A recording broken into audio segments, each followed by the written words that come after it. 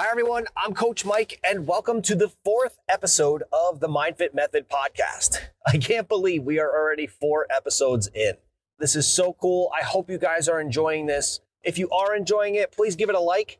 And, if you really liked an episode, please, share it on your social media. It would really help us in our quest to really have an impact in a very positive way for children, parents, families, teachers, everywhere, all over the world. So we appreciate your support. Thank you so much. And let's dive into the other seed of MindFit. So in the last episode, we went over the seed of the exercise portion of MindFit, where it came from, what inspired me to even begin doing the research to learn about this world.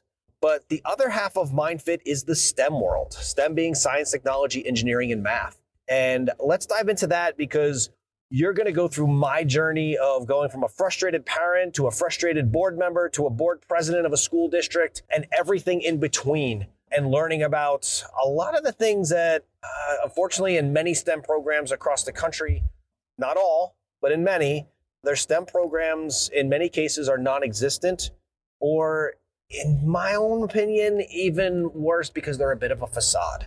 So let's cue the theme song and we'll be right back.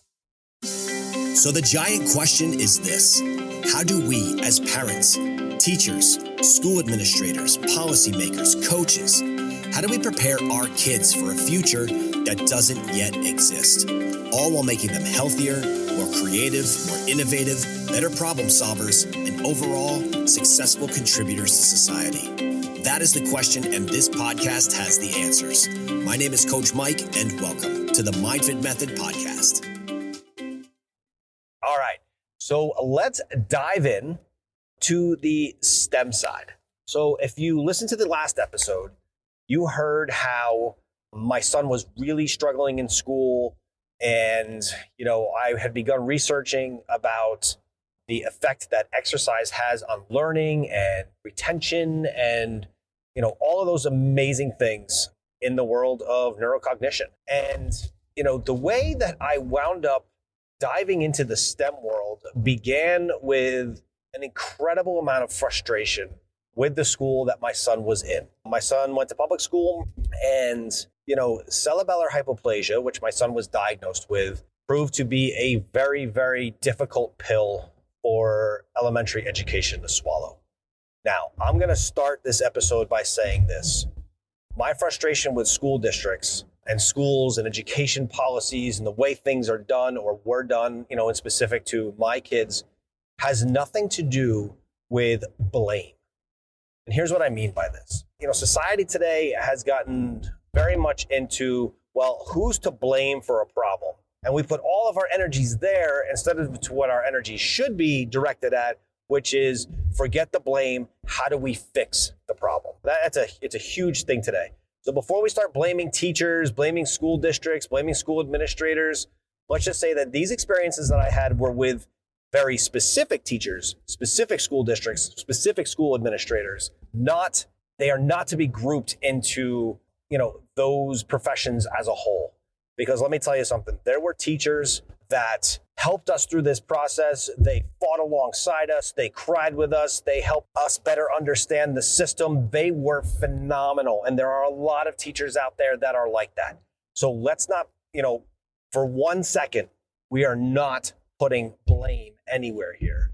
What we're looking to do is to be able to solve this problem, not worry about the blame. All right, now that I've said that.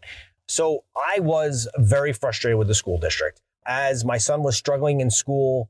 Think about the construct of a school day, right? The kids go in, they sit in many cases in desks that are in lines or rows and, just sit there and learn.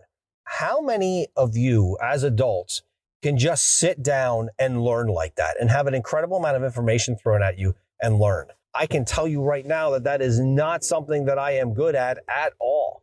In fact, even my kids make fun of me, but when I'm thinking, when I'm learning, I actually have to be moving. I'm sure it's some type of weird issue that I have, but if I'm on a phone, I cannot sit and talk on a phone. I can't just sit and figure out a problem. I have to get up and I have to move. It's just who I am and how I work, which again is something that's very important so that people understand and learn how they learn. That is a very important thing that people need to understand, because everyone learns a little bit differently.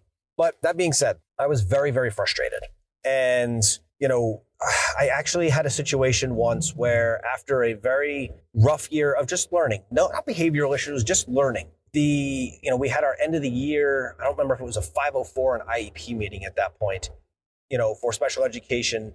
And I remember sitting in a special education meeting, and the teacher, after us asking the question, we asked the question, what can we do over the summer to help my child, to help our son get to where he needs to be? Are there programs, are there online programs you would recommend? What would you recommend? And her response back to us was, I don't have a recommendation for you. He just can't learn. And as a parent, after that statement breaks your heart, then, the claws come out and you're like, what do you mean he can't learn? And we were so frustrated.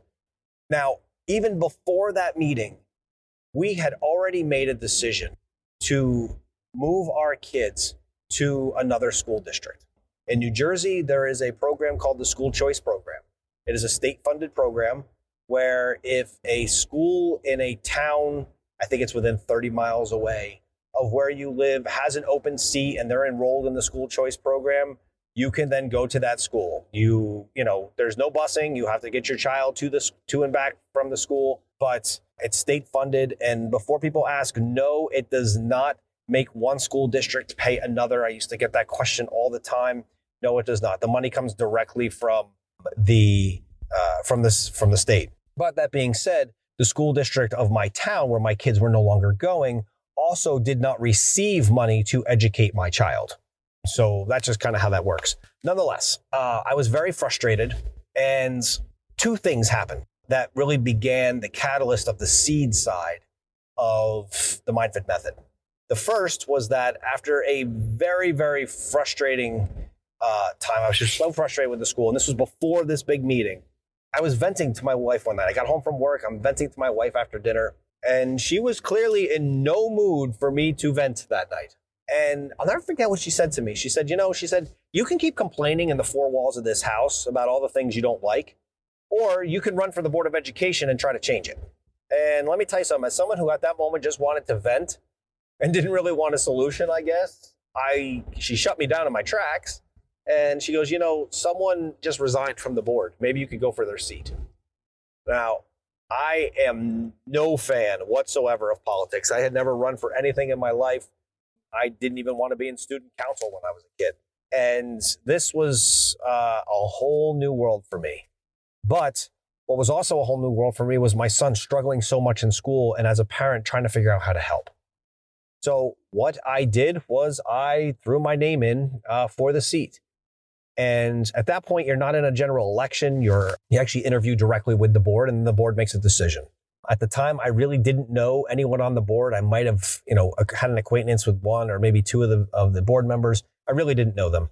And I wound up having to run against a former board member who also interviewed for the position. And, I made a very impassioned plea on how I wanted change. But I also was very upfront with them because we had already made the decision to move our kids to another school district. So I told them that during the interview.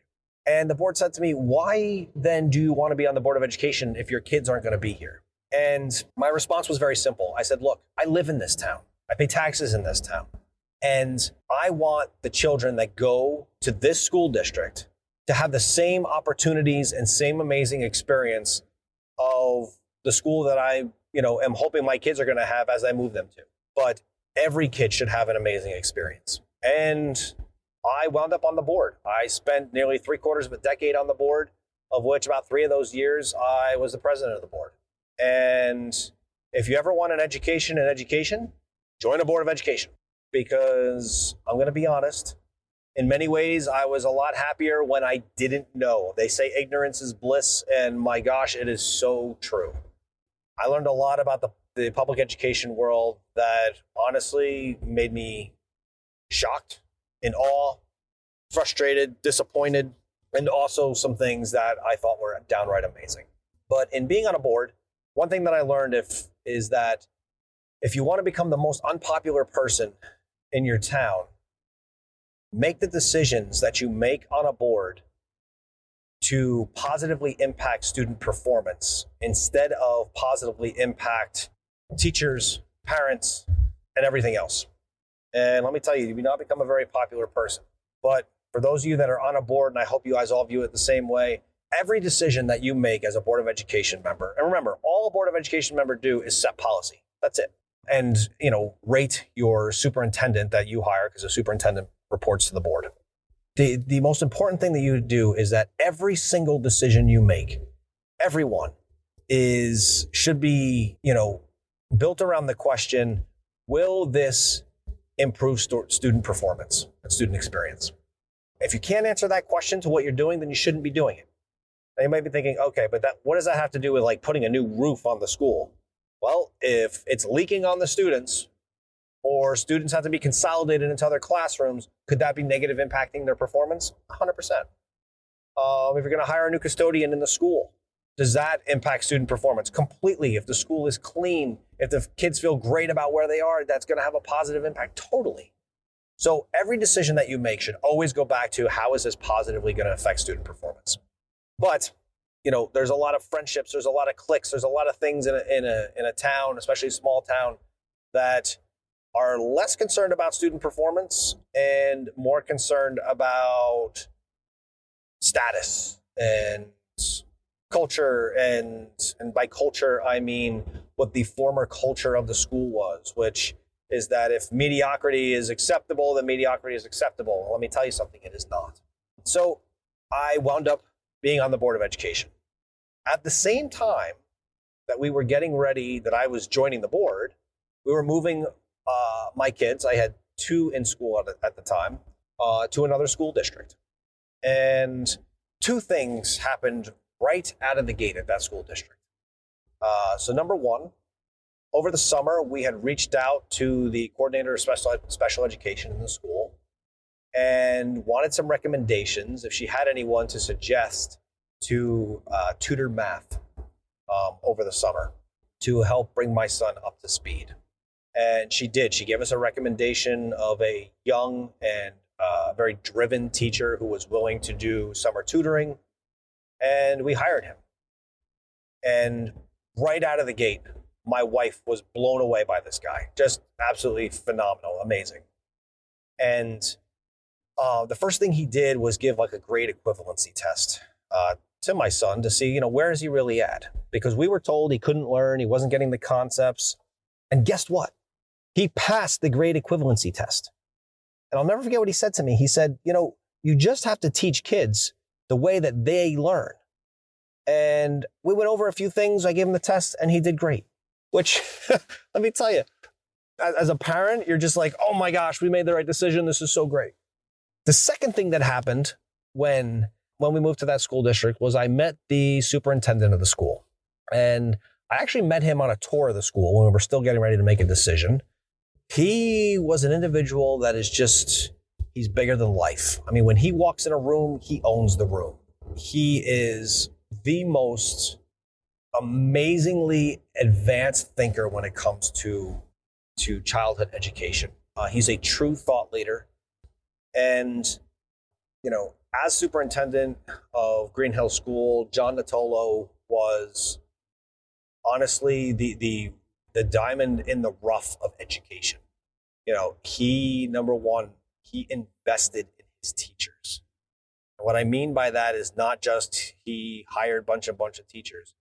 He brought on unbelievable professional development for teachers to help them teach, to help them understand how kids learn, to remove the age-old concept of just desks and rows. He brought in, workstations and different types of reading programs, math programs.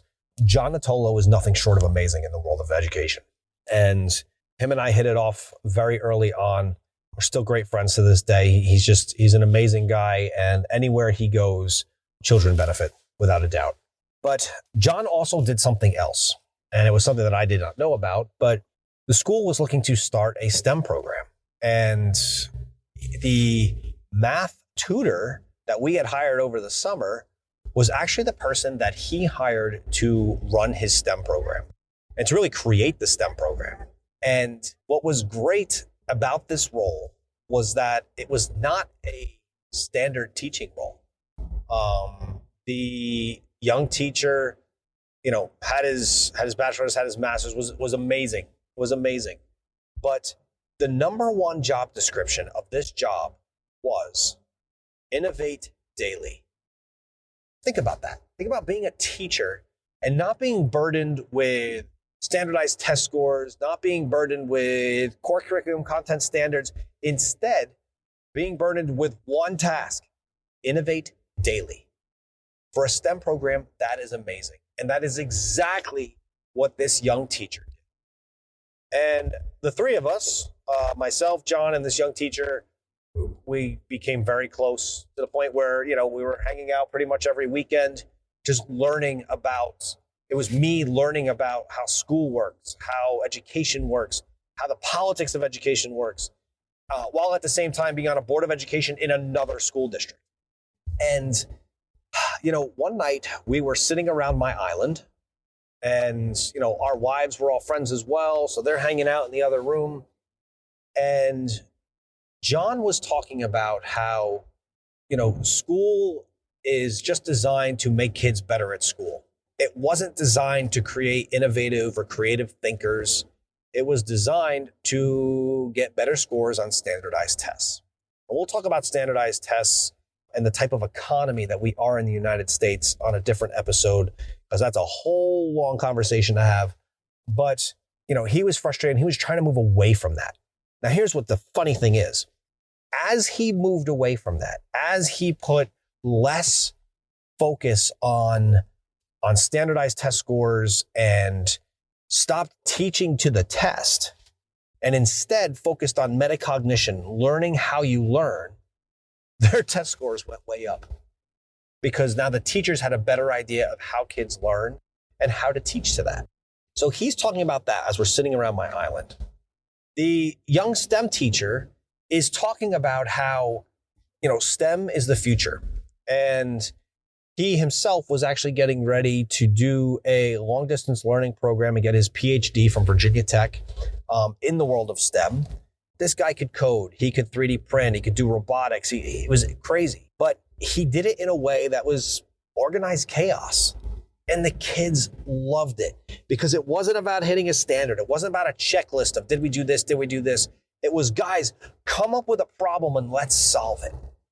And, as he went into this and is talking about this, so we're having this conversation, and then I chime in on the world of using exercise to enhance learning. And imagine if school districts actually utilized and harnessed this power, it would be incredible for kids. And the conversation toned down for just a few seconds.